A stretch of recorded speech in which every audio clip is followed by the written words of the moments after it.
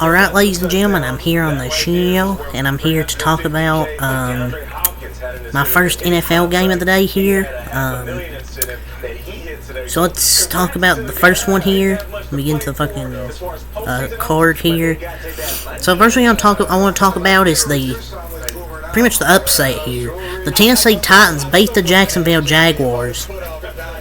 28-20 reaction here. It's knocked the Jacksonville Jaguars out of the playoffs and put the Bills and the Steelers in. So it kind of ruins the excitement. Oh, if the Jaguars won this game, the Bills, if they lost tonight, could have been out. But the Bills are pretty much in, and the Steelers. Man, you gotta feel for the Jaguars fans. They were 8-3 at one point, near that number one. They were the number one seed at the time. Now they lose what? 7 of their last fucking 8 games and finished 9-8. Like, their defense did not show up today. I thought their defense would play well, but their defense just absolutely did not show up. Derrick Henry was phenomenal. 19 runs, 153 yards, 8.1 a carry, 1 touchdown. What a fucking game from Derrick Henry.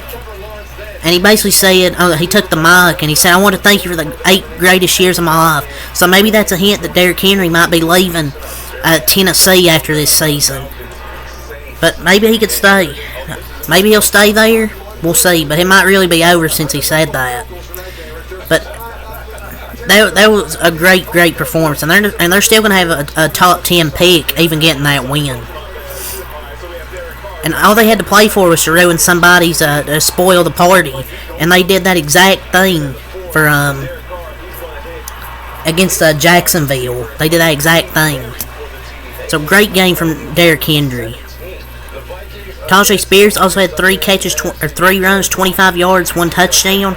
Also had 3 catches, 41 yards, and a touchdown. 2 total touchdowns from Tajay Spears. So, the running backs were really killing Jacksonville in the run game and in the pass. The run game with Derrick Henry and in the pass game with Tajay Spears.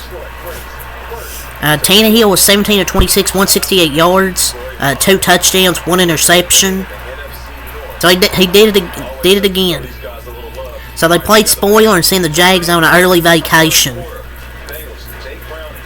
So a solid game from Tannehill, and I was really shocked with Jacksonville's defense, man. They had the NFL's 8th ranked run defense coming into this game, allowing 99 yards per game. And Henry ran for 153 on them. They ran for 175 overall in this football game. And Tannehill played a solid game with those 2 touchdowns. DeAndre Hopkins had 7 catches, 46 yards, 1 touchdown. A solid season for DeAndre Hopkins, getting over 1,000 yards and 6 touchdowns. I really didn't expect that much from him, but getting just over 1,000 yards and 6 touchdowns this season is pretty good. And with that catch, he hit 75 for the season, and he earns a $250,000 incentive, which is a good amount of money for him. I think he needed 39 receiving yards, or something like that. It's a good game from DeAndre Hopkins. Okonkwo, 2 catches, 36 yards. Chris Moore, 3 catches, 30 yards. And Kyle Phillips, 2 catches, 15 yards. But it was mostly Derrick Henry carrying the load for Tennessee. For Jacksonville, Trevor Lawrence. 29 of 43, 280 yards, 2 touchdowns, 2 interceptions. Trevor Lawrence, man. I don't know what to say about Trevor Lawrence. I don't know. Trevor Lawrence just didn't save the season. I know Trevor Lawrence has a bad shoulder, but with the season on the line, his second miss was a wide open Calvin Ridley for a walk-in touchdown. 3rd and 4th down throws were pretty much uncatchable air mails out of bounds. Nobody was even going to have a chance to freaking catch those freaking air mailed out of bounds. I don't know if he's a franchise quarterback. I don't know. He needs a wake-up call. He pretty much pissed down his leg in this football game.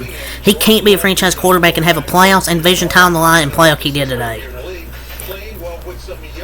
Trevor Lawrence maybe isn't that good at all. I mean, Calvin Ridley did have his hands on it, but it was kind of an overthrow as well. It's not like he had that much pressure. So I thought he could have thrown a better ball, but Calvin really should have caught that football. Travis Etienne, 16 runs, 57 yards. Yeah, solid game from Etienne, I guess. He had 5 catches, 30 yards. Calvin Ridley had 6 catches, 106 yards. 1 touchdown, but had that massive drop there. Excuse me. But I don't know. How can you step into this throw and not connect with Calvin Ridley? He didn't even have. I mean, there was pressure coming at the end, but he didn't have like that much pressure where he had to freaking throw it immediately. Evan Ingram, 10 catches, 79 yards, 1 touchdown. Their defense did not show up, besides maybe Josh Allen had a huge sack there, and Cisco. Those were the only 2 I thought stepped up and made huge plays in the second half, getting the interception, forcing a fumble. But the Titans defense made 2 huge stops in that fourth quarter, where Jacksonville, on that 4th and goal, tried to dive into the end zone. Trevor Lawrence from the 1-yard line, the QB sneak, didn't get it. Play before that was a fucking horrible throw, a horrible play call on 3rd and goal, and then 4th and goal they do that. And then the Titans got that stop there at the end. Well, the Jaguars kind of did themselves, dropping that easy touchdown.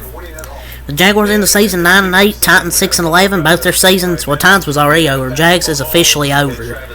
It's hard to believe they started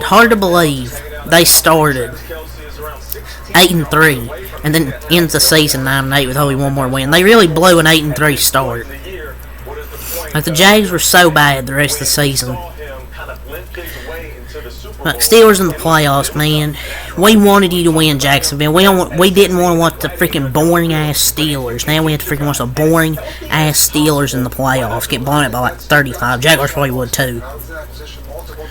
But yeah, it's pretty much all to say for this game. Gonna win for Tennessee. Derrick Henry may have been his last game as a Titan. We'll see. But yeah, till next match, peace.